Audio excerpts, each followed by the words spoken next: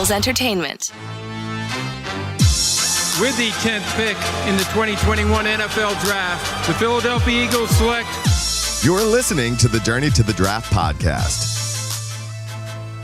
Welcome to the Journey to the Draft podcast, presented by Life Brand. I'm your host, Fran Duffy. We've got another week of college football to break down. First, before we get there, we're going to go to Scout Stories, where I catch up with the Eagles Director of Player Personnel, Brandon Brown, to talk about projecting tight ends from college to the NFL. We're going to hone in on that position. What are the key traits and what are some of the things that have changed about projecting tight ends to the league? It's going to be a fun discussion here with Brandon right at the top of the show. After that, I catch up with Dane Brugler for Saturday Scouting, where we've got our week 4 takeaways in college football. No Ben this week. He's making that trip back. He worked the Raiders-Dolphins game on Sunday. So we're going to miss Ben here for this episode. But we're going to talk about our big week 4 takeaways with Dane. Then we're going to transition on the clock where C-Mac joins the show to host a little debate between myself and Dane, talk about the offensive line position. Then we're going to talk about little receivers here at the end of the show in Draft Mailbag. Great question from you at home, talking about wide receivers. Before we get this show started, just a quick reminder, jump on, leave us a rating, leave us a review. If you've got a question like the one that we're going to answer here at the end of the show in Draft Mailbag,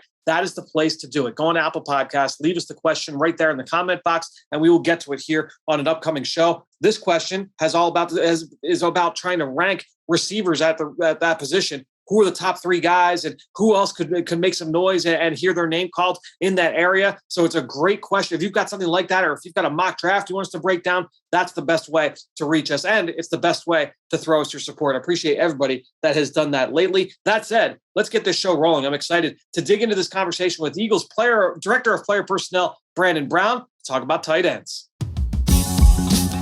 Pull up a seat. It's time for Scout Stories.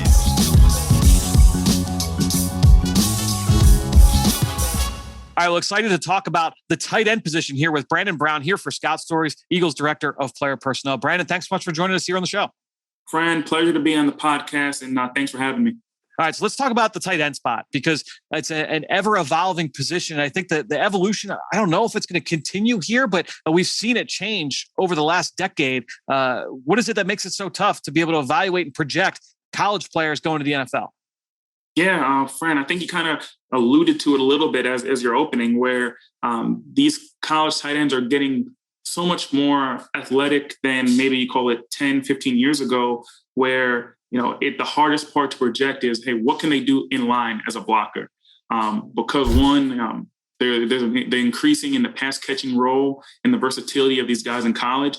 You don't see as much inline usage. And if they're a premium pass catcher, you're seeing a lot of more of these guys being lined up, detached away from the core. And they maybe just be in the run game, mirroring in space, running guys off. They're detached and they don't have a high volume, I guess you want to call it, examples of, taking a DN off the ball, running him back, sustaining, springing long runs. So I think some of the dirty work that you're asked to do at the NFL level, especially when you're a combo tight end or just a wide tight end, you don't get the full sample size that you may like at the college level. So it's a lot of projecting on, especially on the strength component and where they are and where they can be. So when you get guys to the NFL and you kind of stack the board and you look at all these guys around the league, what is it that separates like the good players from the blue chip, the great players at the position? Well, I think the first thing though, Fran, is you think of it, what's the role in terms of, you're using the tight end as, right? So I think of it as it's 3 different roles. Is this going to be your traditional, wide tight end, going to be in line majority of the time, heavy usage in the run game? Is this going to be your combo tight end, where he's going to handle the heavy duty in the run game, but also can be a focal point, in the intermediate passing game, the screen game, can detach and be a big slot, right? Or is this going to be your F tight end, who's going to be, could be your mismatch threat, who is majority, has his most value in the passing game, probably, limited as a blocker, may only have to use him as a backside guy, or, guys that are, lined up as a wing, not a true inline guy, because they just don't have the size or the pure strength to create movement off the ball. So I think of it, you look at, hey, what bucket does he fit in? And once he's in that bucket, what is his go-to trait? If you're talking about a guy who, maybe 6'5", 260, and he's a wide tight end, is he strong enough to sustain in the run game? Because that's going to have to be his bread and butter, right? If it's a combo guy, Does he have enough speed to threaten the seams? Or is he have enough zone awareness and good enough ball skills to be consistent in the intermediate level? And then you're talking about in the F tight end, strength is not going to be his calling card, but as he's detached, is he a mismatch threat where, he's going to be present one-on-one, man-to-man mismatches for linebackers or even safeties because he, has that second gear to threaten deep? Or does he have that route running precision and balance and separation at the top or intermediate routes to consistently uncover? So I think of it as in those three categories, where does this player fit? And does he have, that calling card trait to allow him to function and win his matchups? When you talk about like those combo players, I feel like one of the best lines that I heard from a coach that has stuck with me over the last few years has been that versatility doesn't just mean that, you can flex a guy out and he could play out in space. The versatility is the ability to be able to do all of those different things. When you have those combo players, they can do that. Is there a piece of advice that you got about evaluating the position that has stuck with you over the course of your career? Yeah, that's right, Fran. I like that quote that you use. And the biggest thing is just because a player lines up there, whether it's inline or detached, doesn't mean he can handle the task that's required. And vice versa, just because he doesn't line up there doesn't mean that he can't handle the task that's required, right? So if you say that, it's a tight end, he may be on a, just call it a college tight end that's on a roster that is deficient of receivers who are pass catchers or mismatch threats, but this is the best pass catcher on the team. So more often than not, this guy may be heavily detached, and you may have him as a slot, and he may be a high volume target who's, catching, say, I don't know, call it anywhere between, 65 to 85 balls a year, and maybe an over 100 target guy or 100 target guy. So you don't see a large sample size of him blocking in line, right? But then if you see him, whether he's detached, you see the violence, the finish in the run game. Maybe he's entering into the box from the slot and he's, cleaning up a linebacker on an outside run, or, you see him in a different setting, right? Now you may see him at an all-star game now, and he's doing a lot of the inline things that he just wasn't asked to do for his college program. And he's doing it at a level of proficiency, or you see he's raw in it, but this guy has willingness and he has natural strength that is just untapped because he doesn't have the right functional technique yet. So I just think a lot of those things I would tell my younger self is, hey, always keep the glass half full. And does this guy have the willingness to be, a functional blocker in the run game? And does he have, developmental upside where once we get him in our program, if he gets stronger, he can be, proficient and handle the task at hand. So I just think just because you don't see him doing it doesn't mean he can't do it. I feel like too, and we talk about that exact line so often at a number of different positions here on the show. And I feel like two of the best tight ends in the league right now that you could point to as being good examples of that. One here in Philadelphia, Dallas Goedert, wasn't known as a blocker when he's coming out of South Dakota State, and has quickly turned into one of the better blockers. And then you look at George Kittle on the opposite side, was a great blocker at Iowa. Didn't prove that he could be a high volume pass target, but showed the skills and the traits to be able to be one, and has turned into one of the best here in the NFL as well. So you see it on both sides of the coin. 100%. And a part of that too, Fran, is that you almost say their gift is almost a subject that they become penalized for, right? So if you're such a high level or efficient pass catcher and you become a piece that your team depends on at the college level, well, the backside is you may not see them having a high usage rate in the blocking game because of what they give in the passing game. So I just think, like you said, you mentioned Dallas, you mentioned Kittle. Those are guys, they play with great energy, and they can open up things in the run game, but also create mismatches in the passing game. And I think the biggest thing that you take comfort in from an offensive side, they can always present the element of confusion, and they don't elude and give predictability when you line up. Right. Yeah. You can see Dallas line up in multiple facets and positions, and you may not know what's coming. And I think that ability to keep the defense on their toes and not be predictable, because he can be so proficient and productive in multiple roles. It's a blessing to have, and it's one of those things that you don't take for granted because you can use them almost like a Swiss Army knife. Yeah, that formation variation as an offensive coordinator. I mean, we talk about positionless football on both sides, offense and defense, all the time here on the show, and that's a great example. That position so integral when you get into that theme. Brandon, thanks so much for joining us here once again on the show to talk about the tight end spot here for Scout Stories. We will talk to you again soon. Fran, pleasure to have me. Love being on the podcast, and I appreciate it. It's time for Saturday Scouting.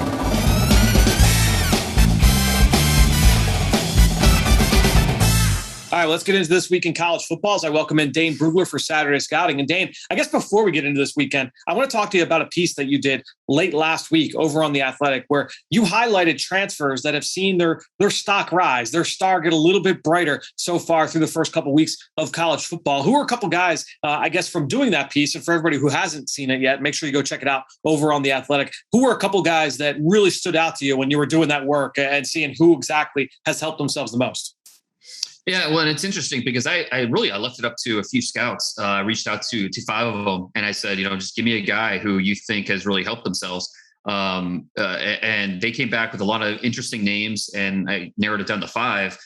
I think the one that stood out the most was Kenneth Walker, the running back at Michigan State. He leads the FBS in rushing, coming over from Wake Forest. He has said that he wanted to be featured in more of a pro style attack. He thought it fit his skill set a little bit better. And so far, Sparty's been riding him to some big wins. And 2 weeks ago against Miami, according to PFF, Kenneth Walker had 20 forced missed tackles against the Hurricanes. And some of that, some pretty bad defense, but some of that, give credit to Walker. He does a really nice job setting up his cuts. He's got the vision. He's got the lower body footwork. It's very crisp with his cuts and his movements. It's some impressive, and I included some all 22 clips as part of the feature to kind of show what he does. So Kenneth Walker definitely was mentioned a few times. Jermaine Johnson from Florida State, who led the nation in tackles for loss, sacks, all defensive linemen and tackles.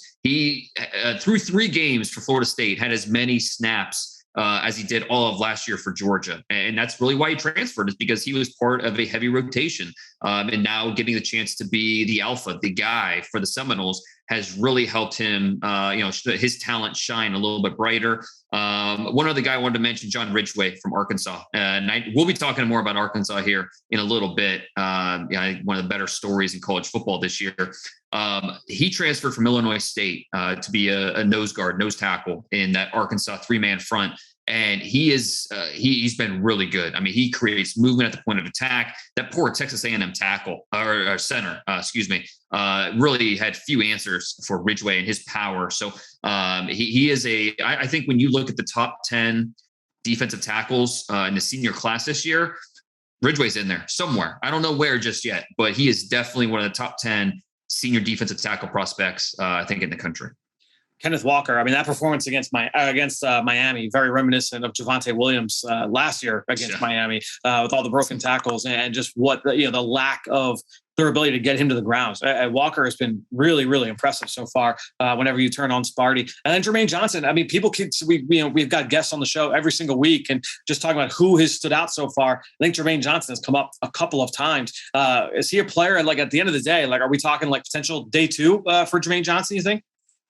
Yeah, I think so. And I mean, I think he was already kind of there in the preseason. He was in my pass rusher article over the summer. He was my number 4 pass rusher going into number 4 senior going into the season. So, I mean, big fan, because the talent was there when you watch a Georgia tape. It's just, can he do it if he's playing as more of an every down player? And so far, that's exactly been the case. That's what he's done for Florida State. So Jermaine Johnson is a player that, if you're going to look at the top senior pass rushers this year, I think Adam Hutchinson's number 1. I think he's going to be the first defensive senior drafted.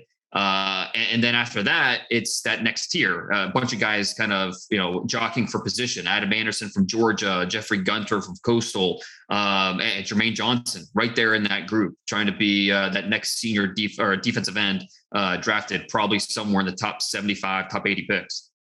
So you wrapped it up by talking about John Ridgway from Arkansas. You alluded to the fact that we're probably going to talk about them. So we'll transition right into that. And for me, my game ball, my standout player from the weekend has to be Arkansas wide receiver Treylon Burks, a guy that you and I are both really, really high on. We've waxed poetic about him here on the show numerous times already since the summer. And this is a guy that just put on a show against Texas A&M. 6 catches, 167 yards.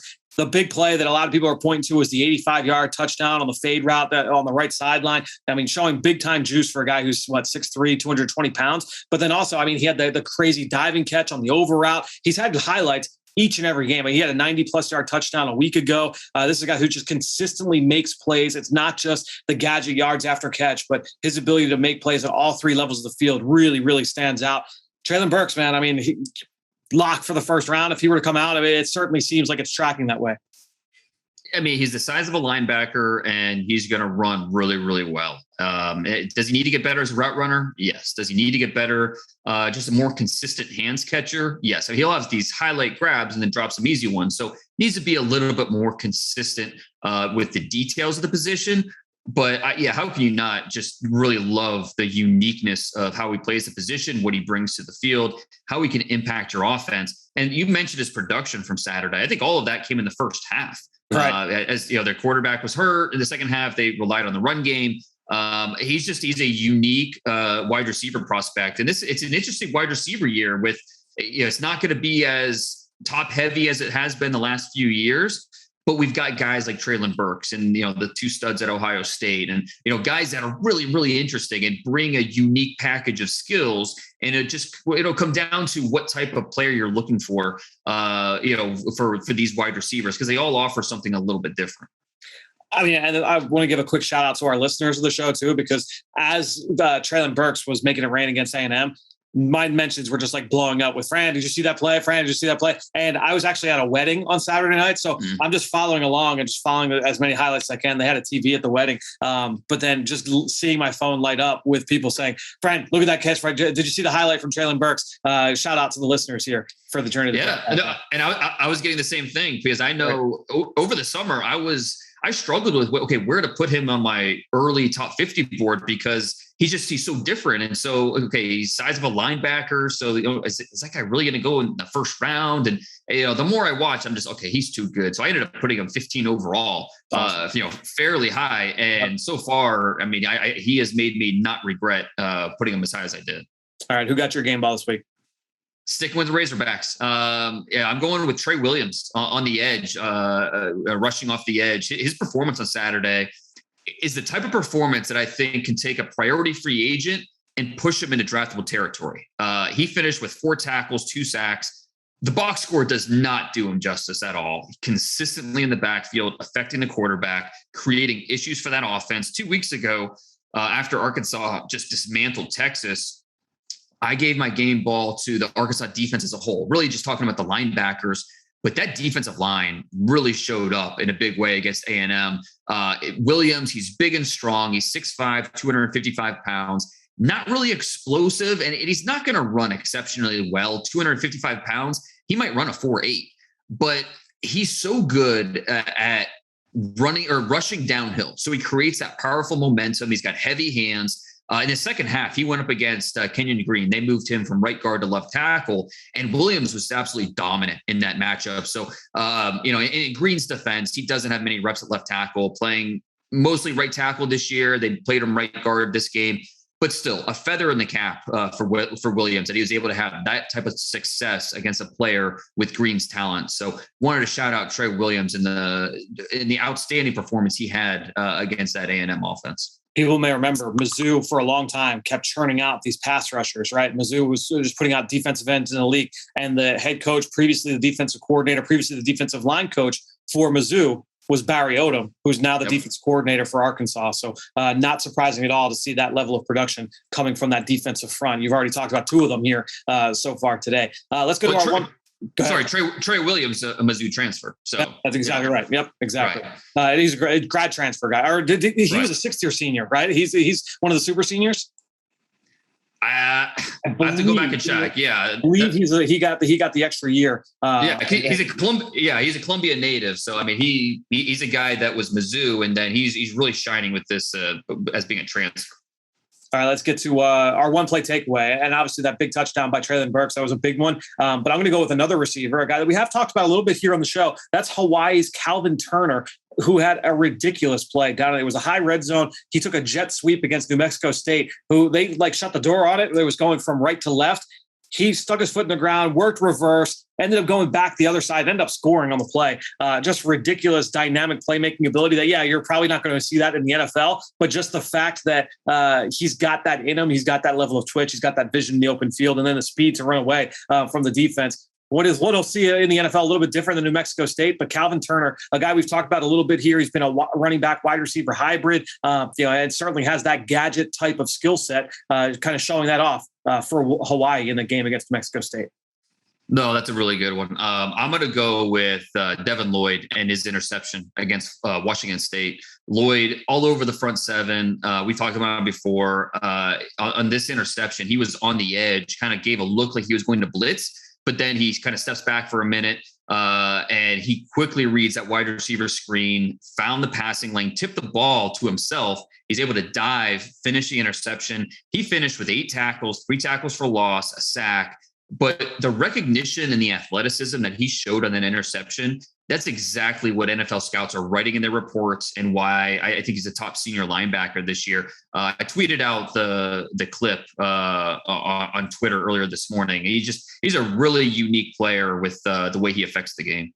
Yeah, he's a really fun player for certain. Let's go to our down the road guys, our down the road freak show. For me, Georgia, just a dominant victory. Obviously going up 62-0 in their win. One of the standouts on offense for this team, Brock Bowers, true freshman tight end, takes a little bit of a speed sweep for a touchdown, had a couple of nice catches and runs for them. I'm going to go Brock Bowers, true freshman, who was a big-time recruit, 4 or 5-star kid, making some plays for them in the passing game, just a name to kind of file away. We'll be talking about him once we get to the 2023 draft class at this point, but Brock Bowers, file his name away.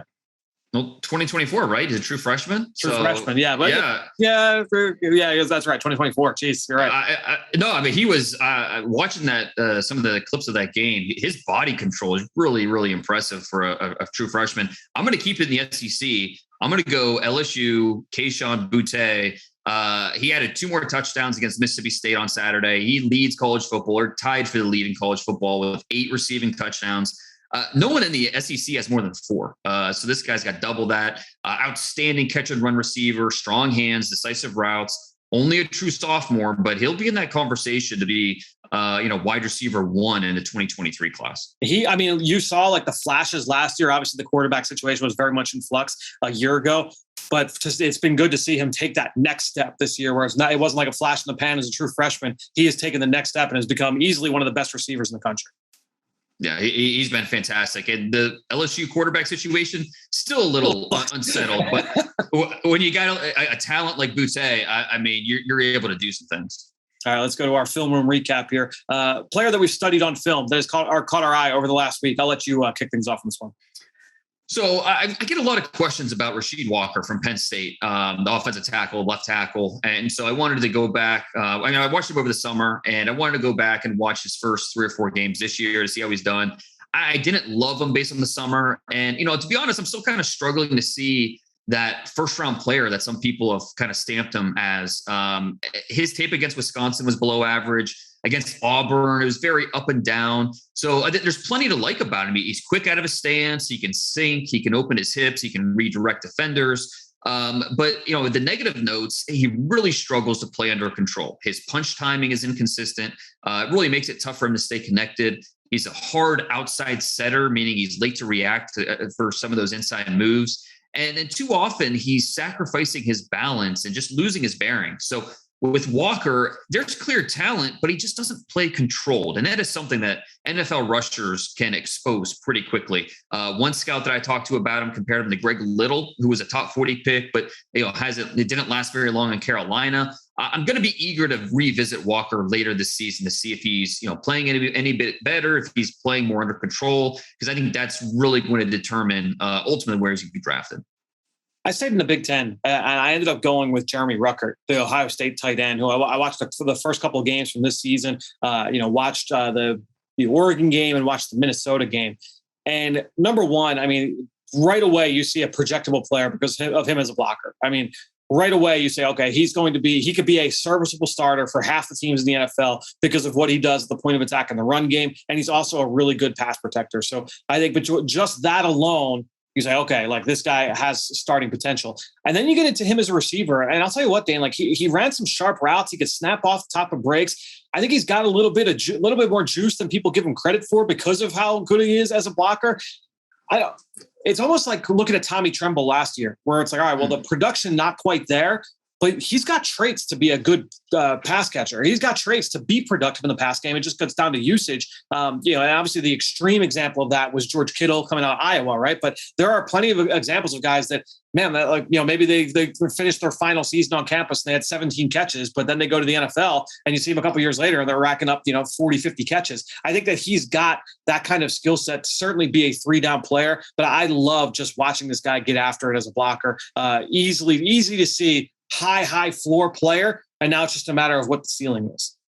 I agree, and I like Jeremy Ruckert quite a bit. He was my top senior tight end coming into the year, and this is a really good senior tight end class. It really is. Let me ask, how do you compare him with, say, Cade Otton from Washington? So I like Otton a lot, and I do like Otton a little bit more.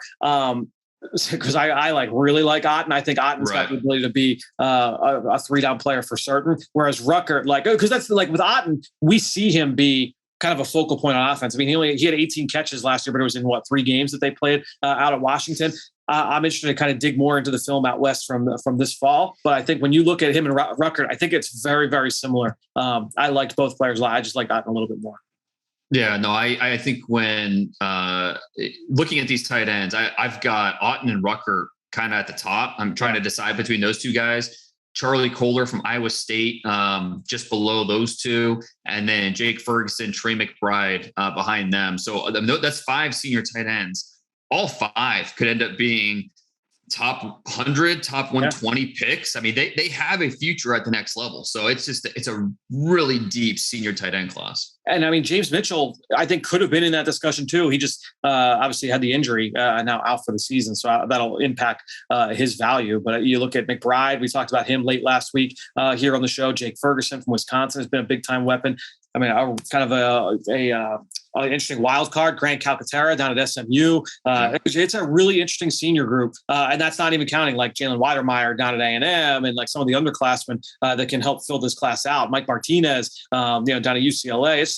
It's a fun group. It's a fun tight end group for certain. And go ahead. I say Jaleel Billingsley from Alabama is after he kind of got called out earlier this year by Coach Saban. He's been turning it on. He had a great game this past Saturday, had a touchdown. I know some scouts really like Sam Laporta at Iowa. Iowa just produces these tight ends. He's nothing really special about him, but he's going to help you as a blocker, as a receiver, just a rock solid player. So yeah, the tight end, but depending on some of these juniors, could end up being one of the strongest positions this year. And I say that without, there might not even be a slam dunk first rounder in the group, but it still might be one of the deeper positions that this class has to offer. Yeah, it's a really good group. When I was watching Ruckert, that's why I turned over to Ben because Ben and I were watching together. I said, man, this group is overall, it's just a really strong position here moving into this draft. Well, Dave, we've got a couple more guys to talk about. I feel like we're going to stay on the offensive side of the ball. Let's welcome in C-Mac. Let's go on the clock. On the clock. All right, guys, let's get into our next segment here as we welcome in Chris McPherson to go on the clock. C-Mac, take us through the category, intro the segment for us. Help the people out. Gentlemen, what did you guys do to Ben? No Ben this week. As I said earlier, on the red eye, coming back from the Raiders game, working in Vegas. So is he that weekend, upset? I haven't picked this guy. Is he that upset? I tried to send out the invitation to him. Said, hey, you could just record yourself making the pitch. He said, no, it's okay. So he's willingly throwing up the white flag for this week. So I'll take you guys behind the scenes here, the listeners out there. Basically, I'm trying to get a sampling of every position. Okay, so every week I'm tracking who we're talking about. And I figure we got to give the offensive linemen some love. Those big guys up front who can really establish the ground game, protect the franchise quarterbacks. We're going to be talking about the quarterbacks, I'm sure, in November, December, the later episodes of this pod as the college football season unfolds. So I figure, how about let's give it to the guys up front. So I wanted to throw it to you guys here. And Fran, I'll let you get started here first. It's 4th and goal. Okay. Game's on the line. Which offensive lineman are you running behind to win the game? This isn't your, which quarterback do you want on Saturday for the big 2-minute drive? Let's just get to the goal line. You got to punch it in there. Which offensive lineman, Fran, are you running behind and why? So there are a few options in this class that came to mind, but there was one guy in particular where I was like, this has got to be the selection. And that's Ikem Ekwonu from NC State. 6'4", 327 pounds. All right. And he's a true junior this year for NC State. So some of the stuff I'm going to say is based off of his true sophomore season in 2020. Right. Just because some of these are quotes coming from last offseason, this past offseason. And Bruce Feldman, who does a great job, obviously covering the sport for The Athletic and has been doing it for decades now. He wrote a feature on Ekwonu leading up to last year's NFL draft. He was talking with coaches, C-Mac, trying to write about Christian Darrisaw, who was a future first-round pick. A lot of people were really high on Darrisaw coming out of Virginia Tech. But every time he would talk with ACC offensive or defensive coaches, they would say, yeah, like Darrisaw is good, but he's not as good as the NC State kid. And there was one coach that said, hey, he reminds me of Mekhi Becton. He's not as big, but he was just steamrolling people. Another coach said, he is the most feared offensive lineman in the ACC. He's similar to Becton, but much more of an interior guy. He's got so much short area power and explosiveness. He's violent. You go watch him on film and you say, wow, he's just destroying people. And honestly, C-Mac, he is like one of my favorite. Like if I just got like 20 minutes, I'm just going to plug in an NC State offensive film and just like sit back and watch and have a drink, sit and just have fun, because he is just blowing people off the ball. And it's not even just, oh, wow, look how powerful he is. It's look how nasty he is. He's a former high school wrestler who specializes in getting defenders on the ground. He does an outstanding job with his hands. He runs his feet on contact, and he wants to embarrass players every single play, every single time he takes the field. He's led the team in knockdowns and pancake blocks each of the past few years since he's been on campus, since he's been a starter. He's got some things to clean up in pass protection, but if we're talking about it's 4th and goal, who are we running behind? Give me Ekwonu. I mean, this guy, he's played both left tackle and left guard. So he's got some height, some positional versatility, which that will be big for him. But this is a guy that regardless of what you're looking at him at position-wise to the next level, you're just looking for a run blocking offensive lineman. I mean, Ekwonu, like it doesn't get much better than that. I mean, he's going to be a top 20, top 30 type of pick when it's all said and done.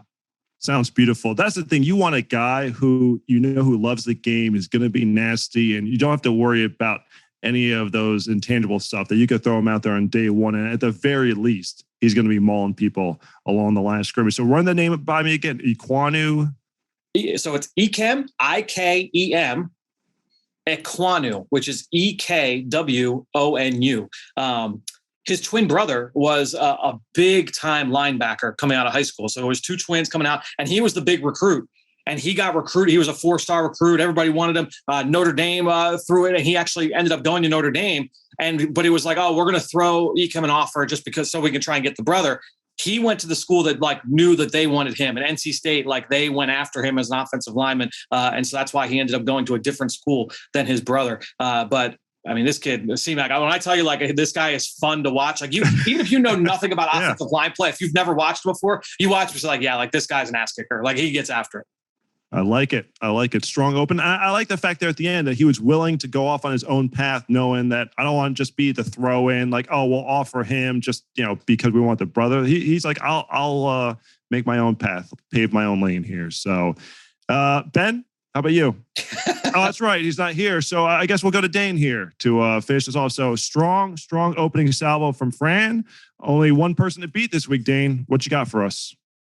No, I agree. That was a strong opening because Ekwonu is outstanding. I'm going to go with someone who is – I'm going to be saying a lot of the same things because he has that same type of mentality, and that's Kentucky's Darian Canard. Offensive tackle, offensive guard, 6'5.5", 342 pounds.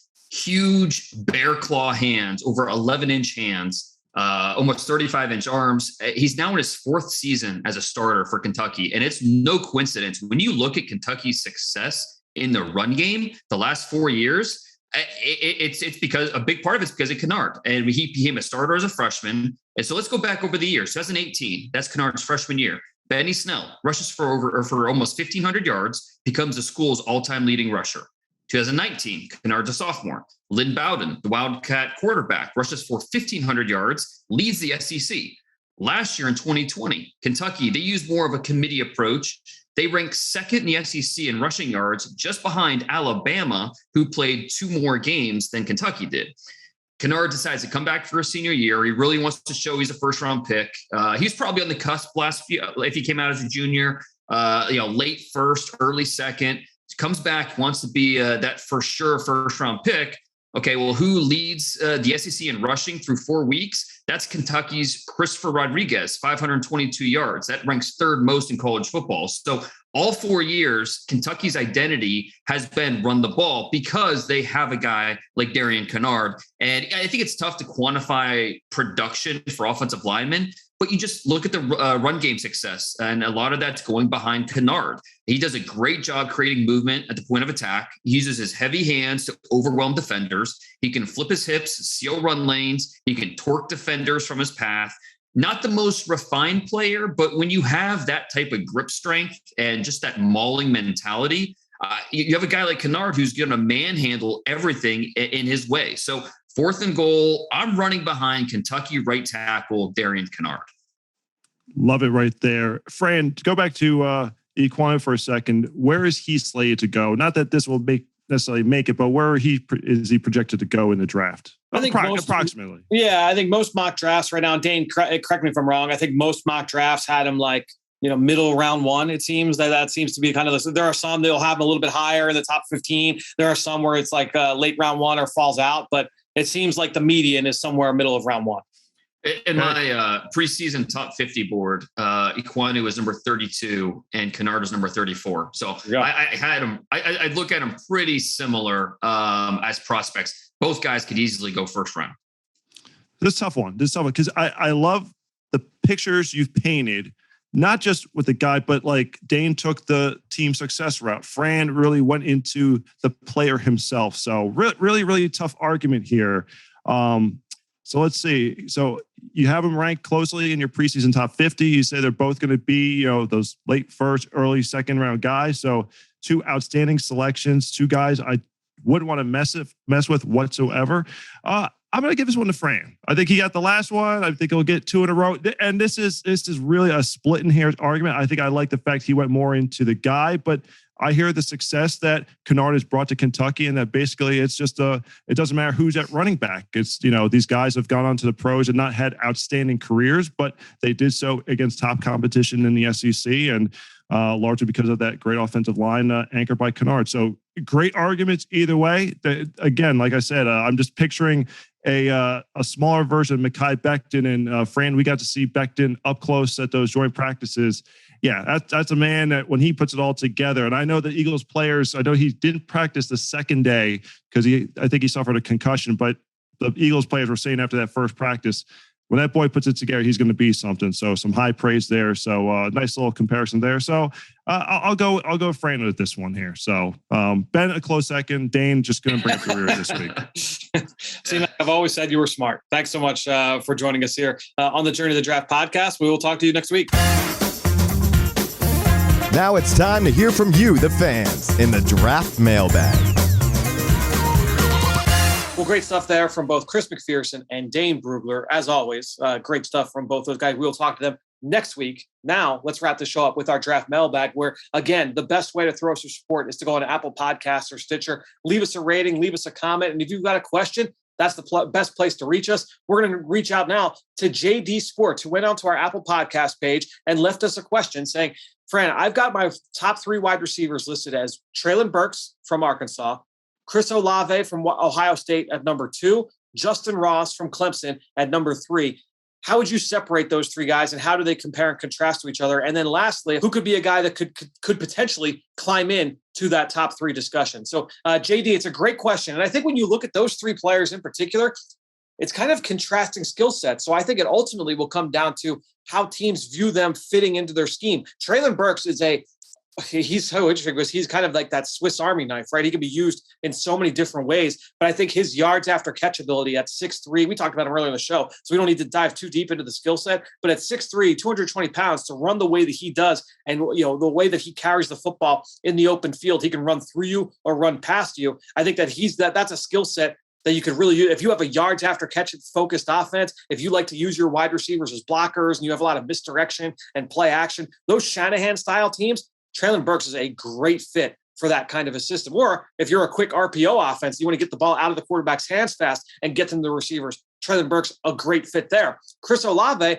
he's a little bit different, right? He's a little bit of a slighter build. He is a crisp route runner and also a certified deep threat, right? So he's going to be used a little bit different than Treylon Burks. And then when you look at Justin Ross, I mean, this is a guy that has worked inside and outside, but he is a tall, long, vertical receiver who's got some chops to him as a route runner as well, but he's a ball winner on the outside. And so all three have some different skill sets, right? Justin Ross, maybe your prototypical X receiver. Chris Olave, maybe more of your prototypical Z.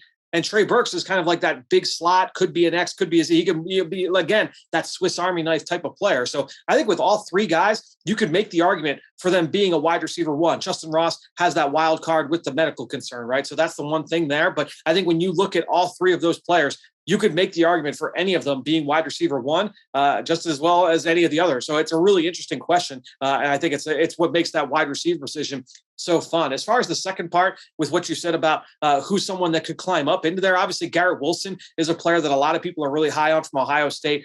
Chris Olave's teammate, more of a slot possession type receiver, not possession type, but more of a slot receiver that can impact all three levels. But you just want to see more consistency, which I think we have seen him be a little bit more consistent here this year. That would be one for sure. John Mechie from Alabama. He has brought the production to the table this year, now being the guy in that offense as the number one pass catcher. So that would be another player. And then Drake London, he is a big oversized slot receiver. He's been a great possession threat for them. He'll be, especially from in media circles, he'll be in that discussion. We'll see how that shakes out for him moving forward. So it's a really fun wide receiver position. I love all three of those names that you brought to the table, though, with Treylon Burks, Chris Olave, and Justin Ross. So JD, great question. Thanks so much for that. And thanks for your support here on the Journey to the Draft podcast presented by Life Brand. We'll be back later this week. Ben Fennell will return. We'll preview what's upcoming here in week 5. We're going to have a couple other great guests, Ross Tucker, Eric Galco, and also our Mr. Relevant. So make sure you stay tuned right here to the Journey to the Draft podcast presented by Life Brand.